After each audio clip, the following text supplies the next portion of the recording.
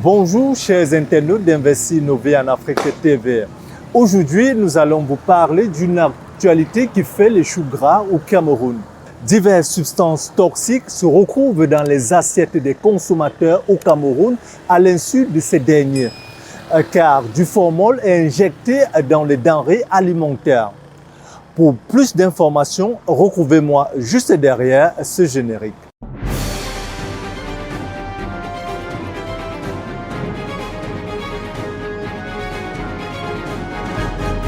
L'usage détourné de certains produits chimiques dans l'alimentation à des fins commerciales demeure pernicieuse pour la santé des populations.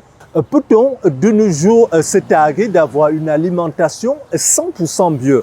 La réponse semble peu évidente au regard des pratiques peu orthodoxes et récurrentes de certains marchands véreux qui mûrissent rapidement les fruits et légumes à l'aide du formol encore appelé formaldéhyde. Le principal cible, la banane, plantain, les ananas ou encore des pastèques que beaucoup de ménagères aiment acheter en début de mûrissement ou avant le statut complètement mûr. Ce beau conduit les commerçants, du moins les véreux, à pousser la réflexion pour donner à ces vivres les airs de fraîcheur.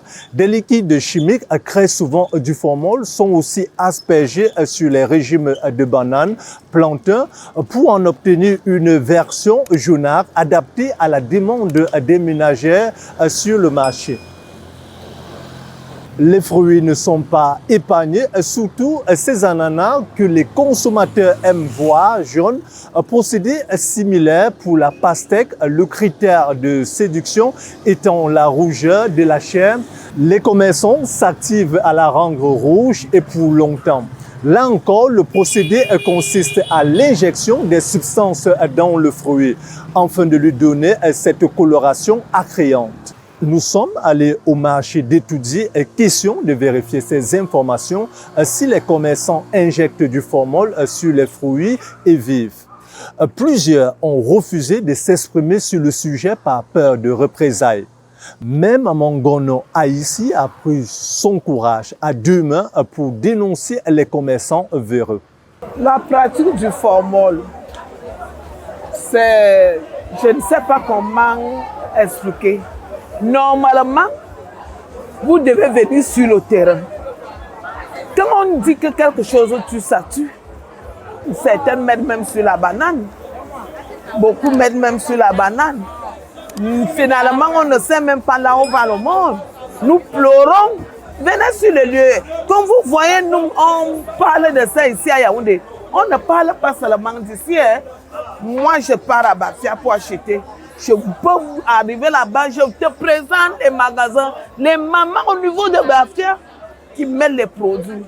Donc c'est formidable. On ne sait même pas par où aller s'habiter.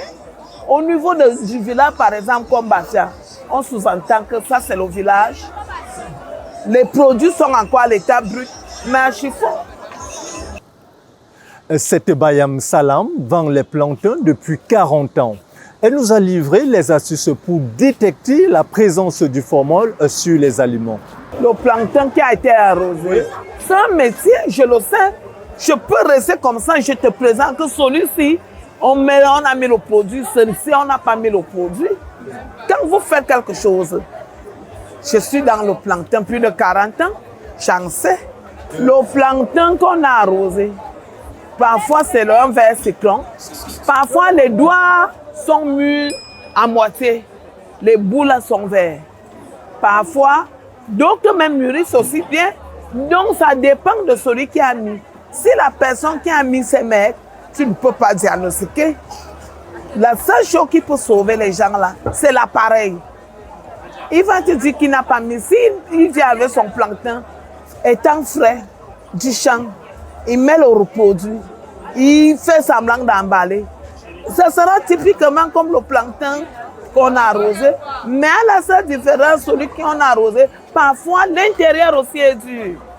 L'intérieur est dur, tu vois le plancton mûr, mais l'intérieur est blanc.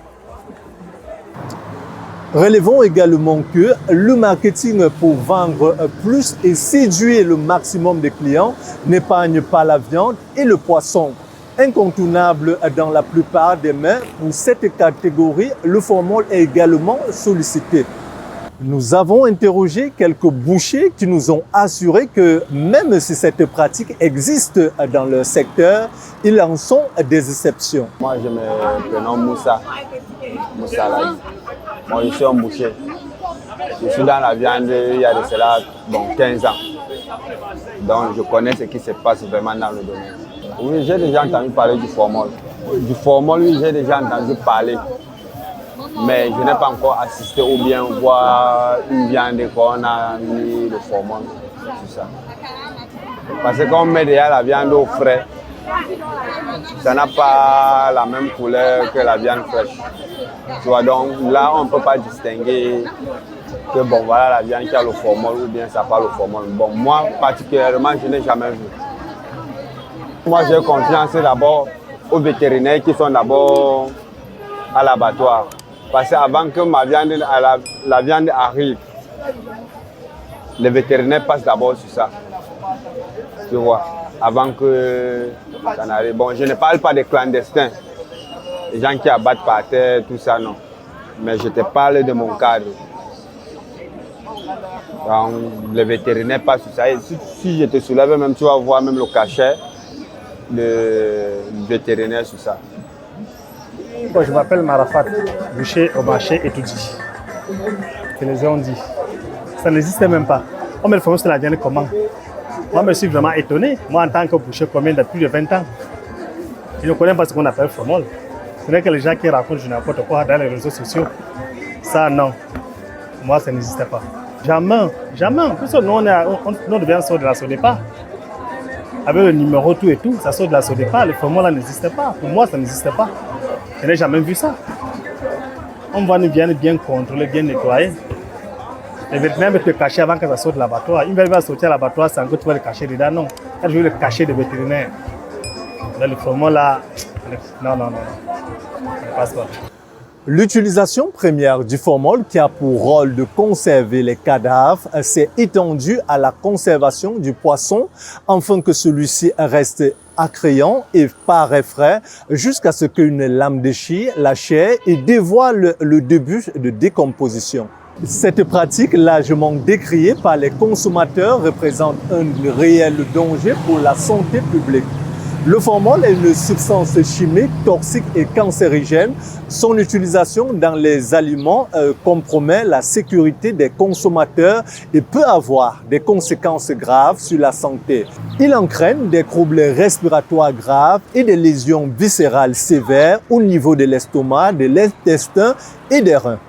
Récemment, le sous-préfet de l'arrondissement de Thian a attiré l'attention des populations sur cette pratique alarmante dans le commerce des produits alimentaires de la région de l'Ouest.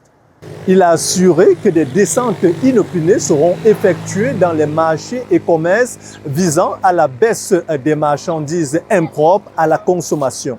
L'usage du formol pour la conservation des aliments est monnaie courante au Cameroun. La sécurité sanitaire des aliments au Cameroun inquiète les experts et les consommateurs. Une loi sur le sujet a été pourtant promulguée en décembre 2018, mais son décret d'application n'a pas encore été publié. C'est tout pour cette actualité. N'oubliez pas d'activer la cloche de notification qui s'affiche au bas de votre petit écran pour recevoir de nouvelles notifications.